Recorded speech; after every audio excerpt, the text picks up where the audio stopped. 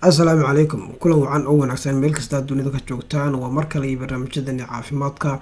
mawduuciina ayaa waxaan kaga hadli doonaa waxyaabaha sababtoo ah inay qofka ay timuhu ka daataan iyo siyaabaha ugu fudud ama dariiqooyinka ugu fudud ee xela ee markaa timaha dib lagu soo celin karo.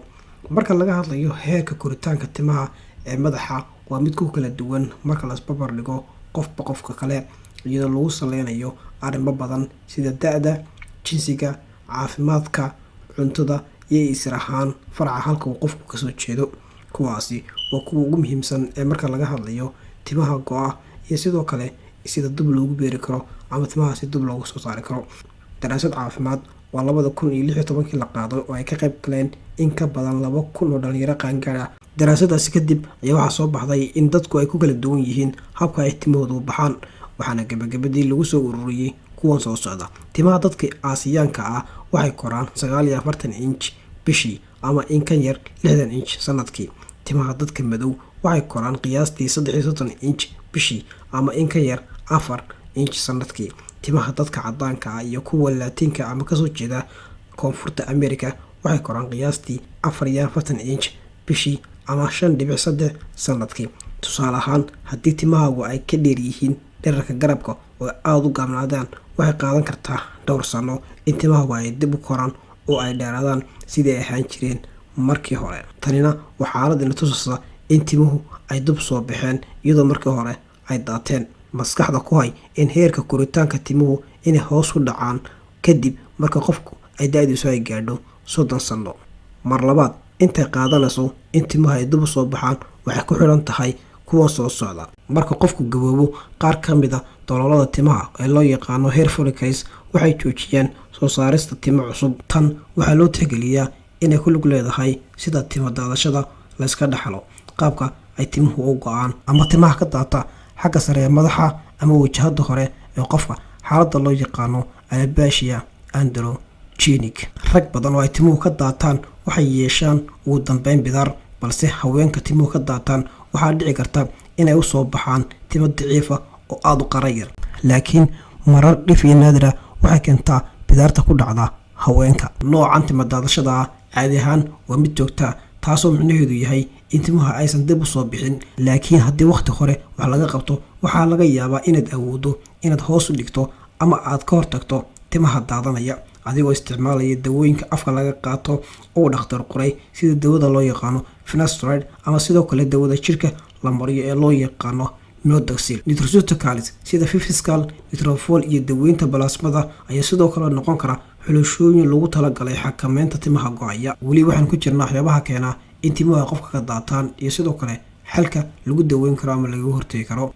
Haddaba marka laga hadlayo waxyaabaha keena in timuhu qofka ka go-aan waxaa ka mid ah sidoo kale xaaladda loo yaqaano bidaarta difaaca jirka u keeno, taas oo loo yaqaano luqadda qaad alopecia areata. Marka laga hadlayo xaaladdan loo yaqaano alopecia areata waa xaalad isdifaac oo habka difaaca ee jirku uu si khalada u weeraro daloolada timaha ka soo baxaan ee luqadda qalaad loo yaqaano hair follicles. Timaha ayaa caadiyan uga go-aya meelo yaryar oo ka mid ah madaxa qofka, laakiin timuhu waxa kaloo ay ka daadan karaan qaybaha kale ee jirka sida suuniyaha, xirabaha indhaha dushooda, gacmaha iyo sidoo kale lugaha. Alopecia areata lama saadaalin karo. Timuhu waxaa laga yaabaa inay dib u soo baxaan waqti kasta, laakiin waxaa dhici karta inay mar kale ay daataan ama ay go-aan.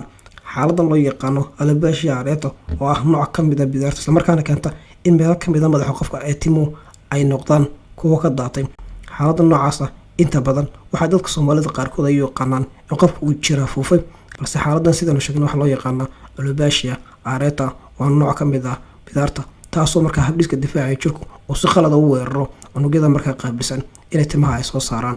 Cuncunka lafta maqaarka madaxa, xaaladda loo yaqaano psoriasis. Marka laga hadlayo psoriasisku waa cudur difaaca jirka uu keeno, waxaana lagu gartaa astaamaha soo socda: barar cas oo maqaarka ku yaal, tahaar adag, waxaa loo yaqaano tuxabta iyo nabaro ku samaysma madaxa dushiisa. Kuwaas waxay ka mid yihiin astaamaha ama calaamadaha lagu garto haddii qofku leeyahay psoriasiska ku dhaca qaybta sare ee maqaarka ee madaxa. Cudurka psoriasiska ee madaxu wuxuu sababi karaa in timuhu ay daataan si ku meel gaadh ah. Xoqitaanka madaxa si loo yareeyo cuncunka ama si looga saaro tuxabta waxay uga sii dari kartaa xaaladda. Markaad hesho daweyn wax ku ool ah cudurka psoriasiska oo ay qofku maqaarka madaxa uu si joogto ah u xoqo waxay kaa joojinaysaa xoqitaanka madaxa waxaana qayb ka noqonaysaa in timihii daatay ay dib u soo baxaan.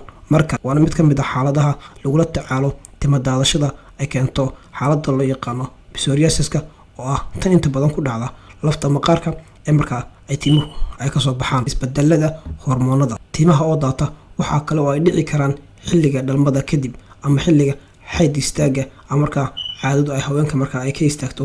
sababtuna waa isbedelada ku imanaya hormoonada ay jirku uu soo daayo. timaha oo ku go-a isbedelada hormoonada iyo dheelitir la-aantooda ayaa noqon kara mid kooban, inkastoo ay adag tahay in la saadaaliyo goorta ay timuhu ay dib u soo laaban doonaan ama ay dib usoo bixi doonaan. werwerka waxaa kale uu gacan ka geysan karaa daadashada timaha, ha ahaato walbahaar shucuureed oo socda ama natiijo dhacda sida qandho ama xumad aada u daran waxyeelo soo gaadho qofa qoyskaaga oo aada u jeceshahay ama xilliga dhalmada. dhibaatooyinka tayrorka qanjirka tayrorka xaaladaha keena hormoonka tayrorka oo aada u badan, xaaladda loo yaqaano hyperthyroidism ama hormoonka tayrorka oo aada u yar waxaa loo yaqaano hypothyroidism waxay keeni karaan timago-y. timaha ayaa caadi ahaan usoo bixi kara kadib marka xanuunka tayrorka laga daweeyo qofka.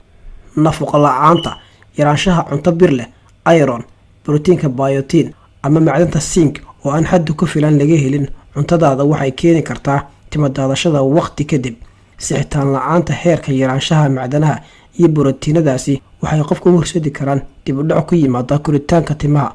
waxay qaadan kartaa dhowr bilood in timaha ay si dabiici ah ay u bilaabaan inay mar kale ay u koraan. ugu dambeyntii, haddaba maxaa timaha ka dhigaya inay si dhaqsa a usoo noqdaan ama ay u koraan? ma jiraan hab la isku raacsan yahay oo timahaaga si dhaqsa leh ay dib ugu soo korayaan hal habeen oo qura. laakiin xoogaa daryeel ah waxaa laga yaabaa inaad awoodo inaad yareyso noocyada timaha daadanaya ama go-aya oo aad xoojiso qarada timahaaga si aad u yareyso jajabka ku imanaya timaha, kaas oo laga yaabo inuu qayb ka yahay timaha go-aya ama timaha ka daadanaya qofka madaxiisa. waa kuwan qaar ka mid ah talooyin ku saabsan ku ilaalinta timaha xaalad caafimaad qabta. cunto dheeli tiran oo ay ku jiraan nafaqooyinka looga baahan yahay inay qayb ka qaataan koritaanka iyo caafimaadka timaha. ka fogow kiimikooyinka adag ama kuleelka badan waxay sababi karaan in timaha dhaawac soo gaadho. madaxaaga masaaje ama dug markastoo aad saliid marsanayso ama waxyaabaha u roon timaha sida nafaqooyinka loogu talagalay. isticmaal shaambo aan lahayn maadada loo yaqaano sulfate oo ay ku jiraan vitamin E iyo borotiinka loo yaqaano keratin, kaas oo wanaagsan caafimaadka iyo badqabka timaha. qodobka ugu dambeeya mawduuceena waxa uu yahay in qofku iska ilaaliyo kuleelka daran ee cadceedda. had iyo jeerna qofku waxaa talahaan lagu soo jeedinayaa inuu xidho koofiyadaha lagaga hortago cadceedda ku dhacaysa timaha madaxa. tan iyo kula dambe oo ku mahadsantan dhegeysigiina. nabadgelyo.